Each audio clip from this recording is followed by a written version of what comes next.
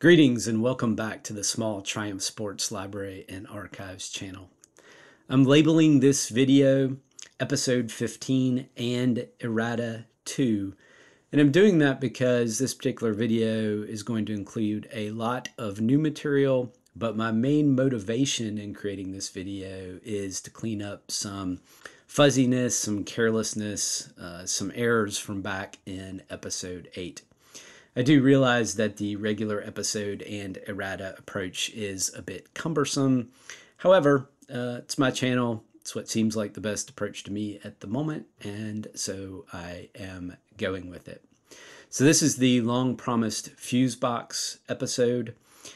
My main focus in this video will be on the Lucas 8FJ fuse box that was used in all of GT6 production and the vast majority of Spitfire production. Before we get to that, though, I do want to take a moment to talk briefly about something that has been on my mind and has probably been on a lot of people's minds lately. I'm recording this just after Christmas 2023, and I want to take a moment to acknowledge the devastating news about the Christmas Day fire at the Roadster factory, which I learned about during a quick check of social media on Christmas morning, and then the news weighed heavily on me as I celebrated Christmas with family over the course of the day. I'll have more to say about this in a coming episode, but here I just want to acknowledge that I'm among the many in the hobby who have been hit hard by the news. I've been buying parts and relying on information from the Roadster factory for over 30 years. We can be thankful that apparently no one at the Roadster factory or among the fire crews who responded to the scene were seriously hurt, although our hobby certainly was seriously damaged. Watching the video of the blaze that was posted to YouTube also served as a reminder of how grateful we should be to first responders who are called to duty at extremely inconvenient times and do their best under dangerous and difficult circumstances. But again, I'll have more to say about this in a coming episode.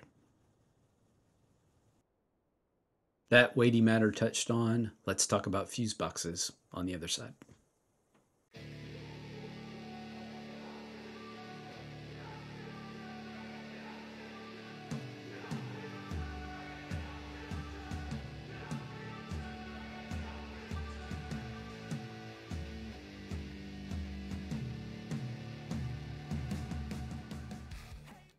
So first, I want to say that my research on this topic is still incomplete, in part because of some gaps or limitations or blind spots among my resources, and in part because of the limitations of my electrical knowledge in general. So please send along additional information or any corrections that you think need to be made. I've been very consistent on this channel about begging for help in terms of making sure that my videos are as accurate as possible. I also want to acknowledge that I couldn't do what little I'm doing here without help from others. I've spoken with several people personally and in online communities about these issues, and in some cases I've simply found and learned from useful conversations on social media. I'm not going to belabor that here as I'm making an effort to tighten my videos up some, but I will offer some key acknowledgments in the video description, and I strongly encourage you to have a look at those. That established, let's dive in. So we'll begin with a little history lesson, starting with the Spitfire Mk1 and Mk2, which use the Lucas 4FJ fuse box. Honestly, if you'd asked me 6 months ago, I would have told you that all of the Spitfires use the same fuse box. Having a 1980, I've mainly focused on later cars, and I guess I just never paid enough attention to the various books and videos and such I've seen about earlier cars. Here's a factory catalog image of that early fuse box, which is located up under the dash. And here's an image of a reproduction of the early fuse box. Its design features 2 live fuses, and then I believe another main fuse on the early cars is located in line. It's important to note that this fuse box was considered serviceable by Triumph, and it is a part listed as available in the Spitfire Mk1 and Mk2 factory parts catalog. You can see that there on the screen. Then Triumph changed to the more common and familiar Lucas 8FJ fuse box, which was introduced in the GT6 with production beginning in late 1966 and was adopted for the Spitfire Mk3, which was produced starting in 1967. It seems to be one of many examples of things that were first introduced in the more luxurious GT6 that made their way into Spitfire production out of some combination of rationalization, proof of concept, and broad appeal. I'll approach the background for the Lucas 8FJ fuse box primarily through the GT6 factory workshop manual, of which I own 2 original copies. I have a nice clean copy and a tatty water and rodent damaged copy. The only difference between the 2 copies I own beyond condition is that one has the name of the manual on the spine of its binder and one does not. For whatever reason, some of these workshop manuals have identification on the spine and others don't. I have no explanation for it, but I've noticed that from shopping around over the years and figured I'd take this opportunity to call attention to that. The GT6 factory workshop manual treats the early 8FJ fuse box for the Mk1 separately from the later 8FJ design used for the Mk2 or Plus model. The Mk1 is covered, as you can see on the screen, in Group 6, page 106. In this section, we get a pretty common external view of the installed fuse box and information about how the box has 3 operational fuses and houses 2 spares. But we are also given instructions about how, quote, to obtain access to the connectors at the back of the unit, end quote. In this context, the manual furnishes a view of the fuse box detached from the car, and this view shows a box that is constructed with male spades permanently fixed to the back of the box, with the wiring harness attached using female connectors. Here's a closer view of that image. It is important to note that the text makes it clear that the fuse box, quote, is a component of the main harness, end quote. Instructions are provided for removing and reconnecting this early 8FJ fuse box from the car, but it is emphasized that, quote, as the fuse assembly is a component of the main harness, this procedure should not normally be required, end quote. Here are a couple of images of the early style 8FJ fuse box from a friend's GT6 Mk1. He doesn't have the build date for his car, but it's an early car. Under KC 2000, so by commission number, one of the first 2000 GT6s built, although for various reasons we have to be cautious about reading commission numbers that way. Probably works in this case, but we do have to be cautious about reading commission numbers that way. Next, the GT6 factory workshop manual has the GT6 Plus and GT6 Mk2 fuse box information in Group 6, page 306, as you can see there on the screen. In this section, we get only the external view. The fact that, quote, the fuse assembly is a component of the main harness, end quote, is again established, but this time no information about servicing the fuse box is provided beyond replacing fuses. This is because there was a change in the design of Lucas 8FJ box being used in production. I'm using my own GT6 Plus wiring harness. It's a car with an August 1968 build date to illustrate this change. This version of the Lucas 8FJ box features fuse holders that are created by terminals at the end of wires on the harness being snapped into the back of the fuse box body. Here is an image of one such terminal after being pulled out of the back of the box. So here's an image of the front of the fuse box with that particular wire extracted. You can see the top of the fuse clip is missing on the upper left side. In fact, for clarity's sake, here is the same photo with the spot vacated by the pulled wire circled. You can compare that with the right side, where both wire terminals, top and bottom, are sticking through to create the fuse clip. Consequently, in this particular design, two wire terminals create a single fuse holder as illustrated through these two photos. So clearly between the GT6 Mk1 and the GT6 Mk2/Plus, we have a design change with the Lucas 8FJ fuse box. One of the maddening things about this change is that while it is clearly registered, if somewhat vaguely, in the GT6 Factory Workshop Manual, it is not clearly or neatly indicated in the factory parts catalogs. The early GT6 factory parts catalog, seen here, does not offer a separate fuse box part number at all, simply insisting that it is part of the main harness assembly. You can see that there on the screen. Indeed, you can see the listings for the Mk1 main harness and fuse box, and for the Mk2/Plus main harness and fuse box in the catalog.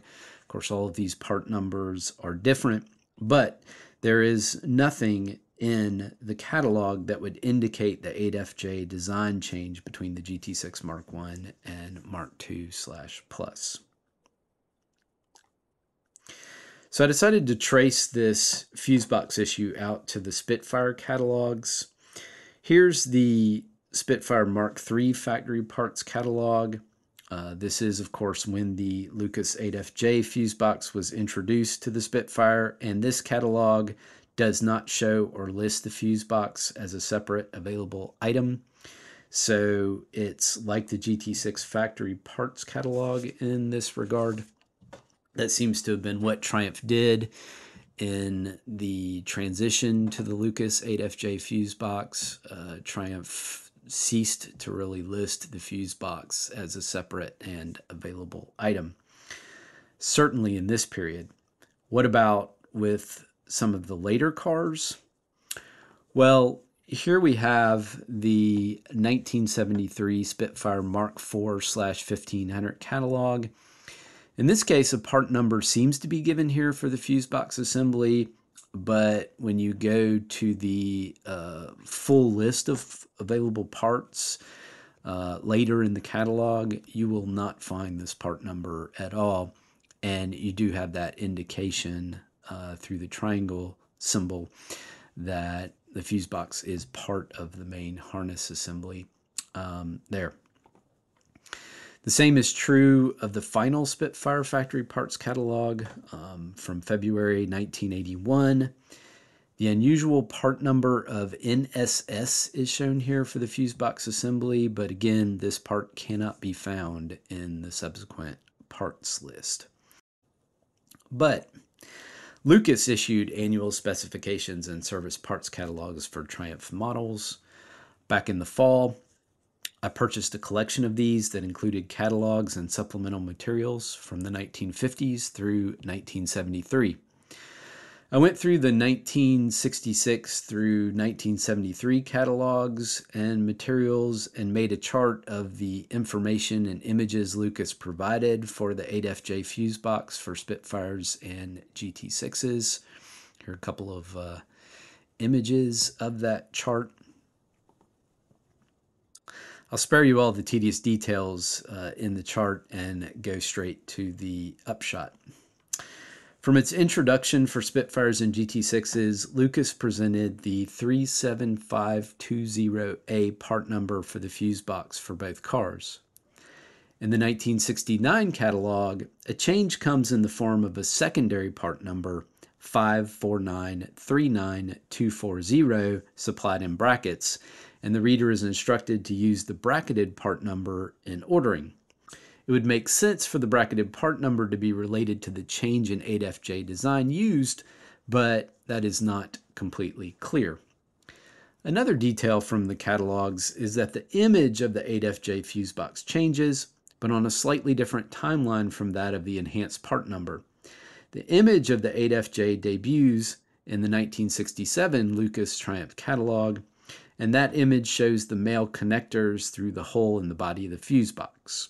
You can clearly see that on the screen there. That exact image is used in the 1968 and 1969 Lucas catalogs, but in the 1970 Lucas Triumph catalog, the male connectors disappear from the image. You can see that in the image on the right on your screen. Hence, the bracketed part number is introduced in the 1969 Lucas catalog, but the image isn't changed until the 1970 catalog. The Lucas catalogs do reflect differences in the fuse boxes used in production for the 1969 model year, but imprecisely and without a complete change of part number. Again, 37520A is the part number supplied over all of these years, with the secondary part number being introduced in 1969. So that's most of the information on Spitfire and GT6 fuse boxes that I have on hand. My inspiration for the deep dive into these fuse boxes is the fact that I discussed the late Spitfire fuse box back in episode 8 without clearly remembering its design from the last time I worked on mine, and without doing sufficient research to jog my memory about any of it. It's an almost unpardonable sin, but I'm doing my best to make amends here. I actually had a couple of things happen after I posted episode 8 that kind of threw up in my face the fact that I had rambled about the fuse box without clearly remembering its design. I won't go into that in detail here to save a little bit of time, but I pretty quickly realized that I had thrown together the fuse box segment of episode 8 and kind of rambled about the fuse box kind of ignorantly. So I wanted to correct that. So I've covered the background and basic design of the box. So now I'm going to talk about how to work on the later 8FJ fuse boxes, and then I'll reiterate my short or potentially long-term repair tip from episode 8. So obviously the fuse box unsnaps from the body of the car. To avoid or minimize confusion, I'll show this using an image of a reproduction of the fuse box that I purchased this past year.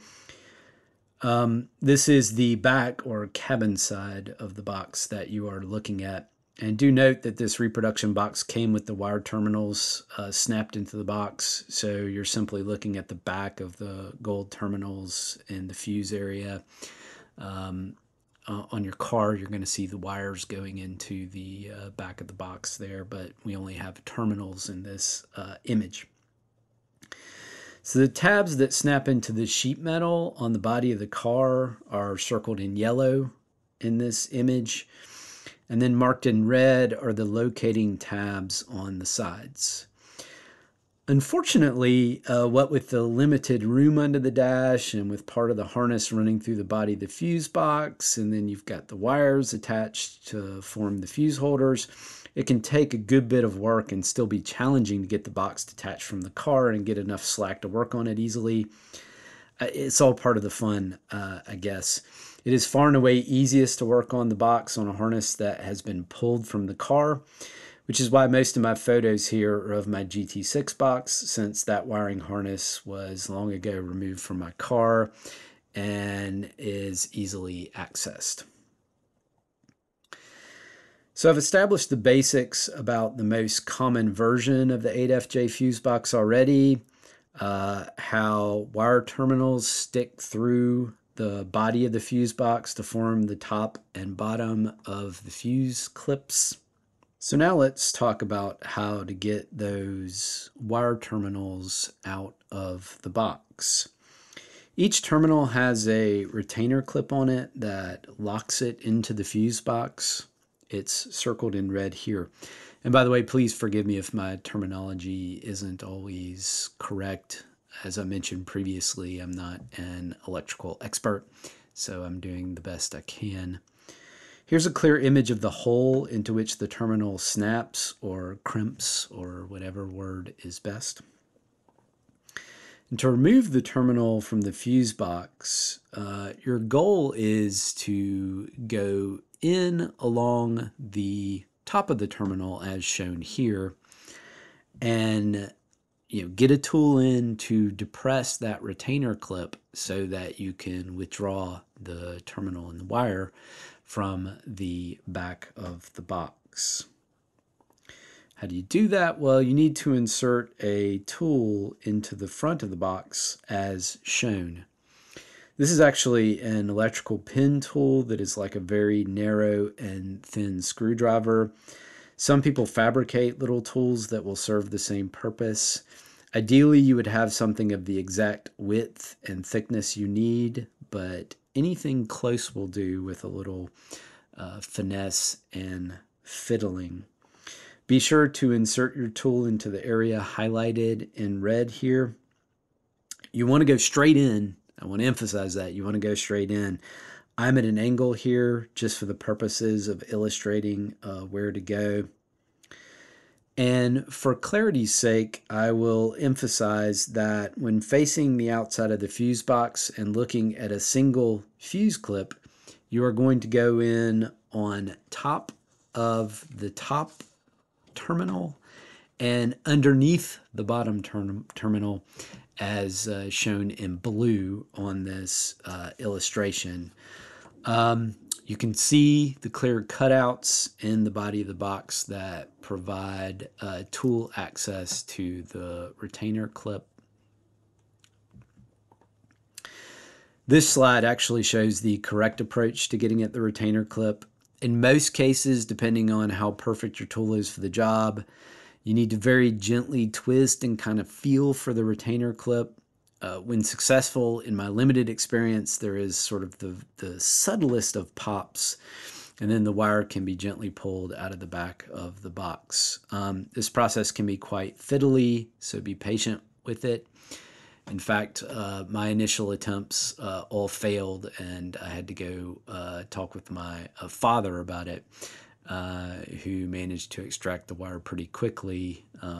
As I mentioned in a previous episode, my father is a master electrician and has a lot of experience dealing with those kinds of things. So don't necessarily expect it to be a simple or easy process. It may be very frustrating at first until you get the hang of it.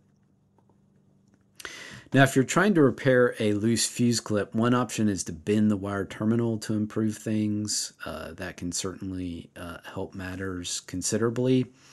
However, in some cases, the bits of the body of the fuse box designed to help hold tension on the fuse, help the terminal hold tension on the fuse, may be melted or worn or broken, in which case other repair or replacement options need to be considered.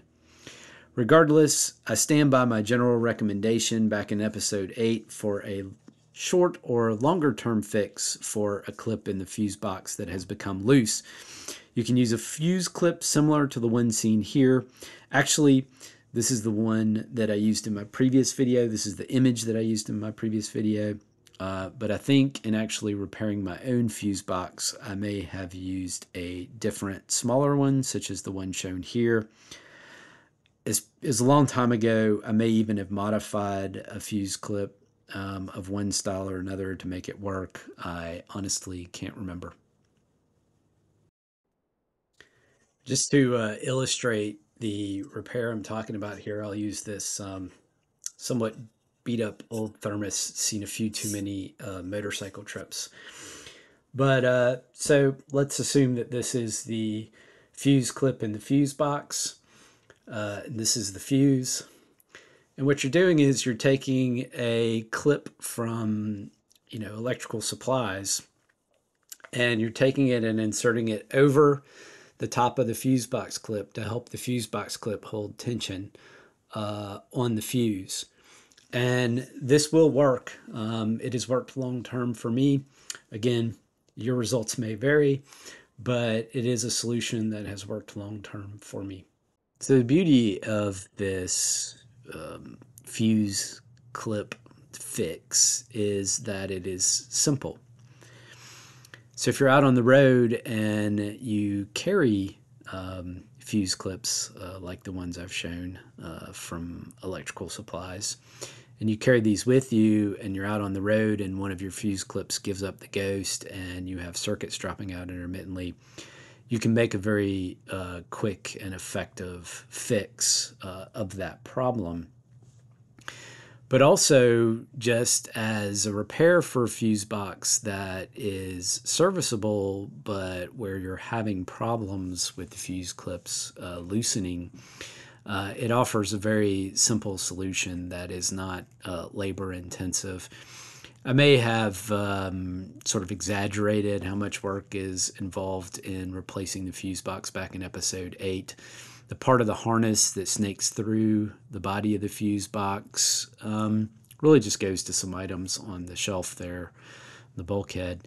So the coil, the starter solenoid, and things like that. But still, in order to replace or do a serious repair to a fuse box is going to take some work. It's going to be fiddly. It's going to be frustrating. If you have a serviceable fuse box where your fuse clips are getting loose, one or more are getting loose, this repair that I'm suggesting really is a simple fix. This is what my Spitfire fuse box currently looks like with the fuse cover on, and this is what it looks like with the cover off.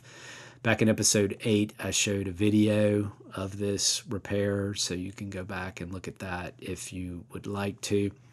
I did this to my fuse box over a decade ago, probably, maybe over 15 years ago. So my fuse box has been like this for a while. Just at one point, I had a fuse clip that was not holding the fuse. It was not staying tight on the fuse. And the simple repairs, trying to bend the terminals, didn't seem to be working very well. And I ended up doing this, and when it was successful on the one fuse clip that was loose, I just went ahead and did it to all of them.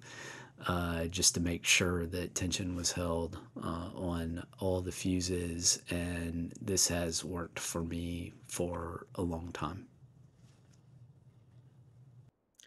Okay, so that's the fuse box repair that I discussed back in episode 8. Back in episode 8, I also talked about the difference between American rated and UK, British, Lucas rated fuses. That's important information. I'm not going to repeat that here.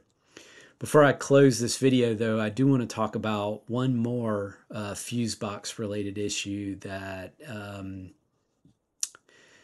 it's a curiosity. It's of interest to me. And this actually has to do with this particular Triumph Spitfire 1500 owner's handbook. And I'll note that this is one of the most frequently reprinted handbooks. My copy that I'm showing you here is a reprint that I bought from a vendor probably 20 or 25 years ago. This is the one for the 1978 and early 1979 models.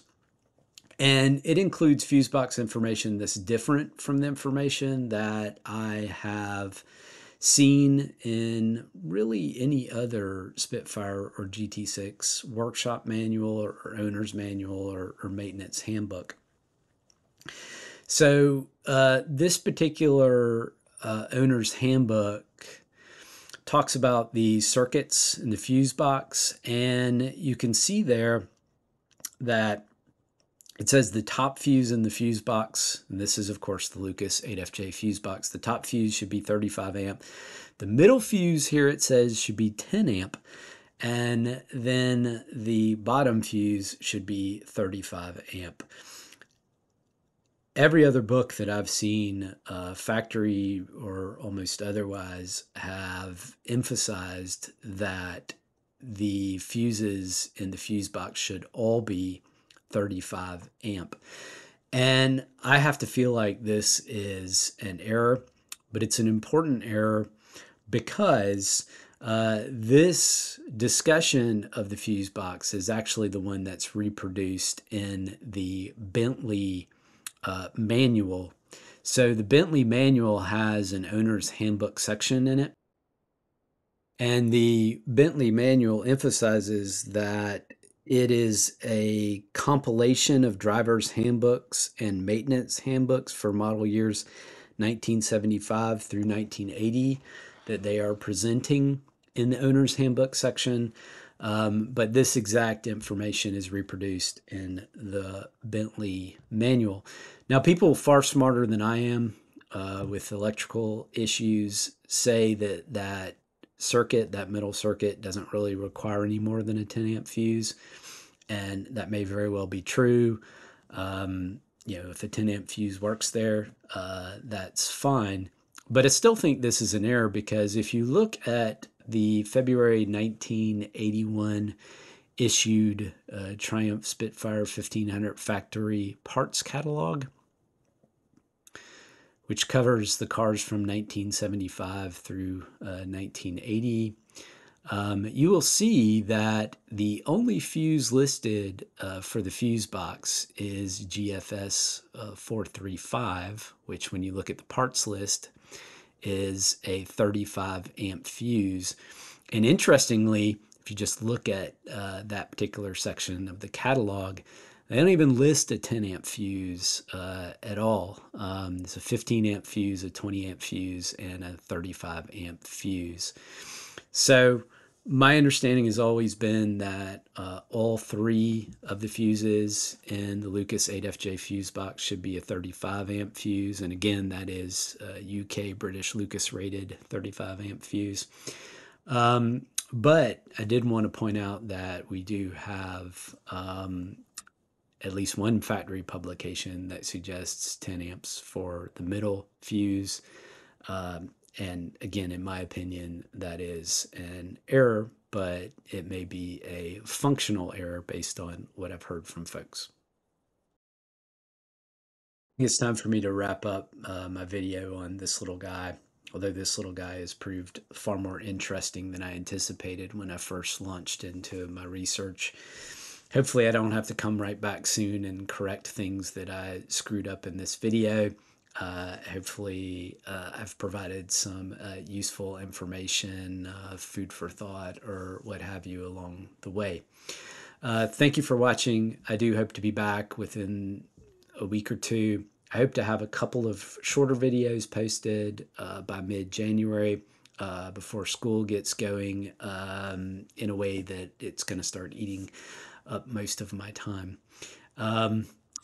This is my last video of the year, so Happy New Year, everyone. I hope to be back soon.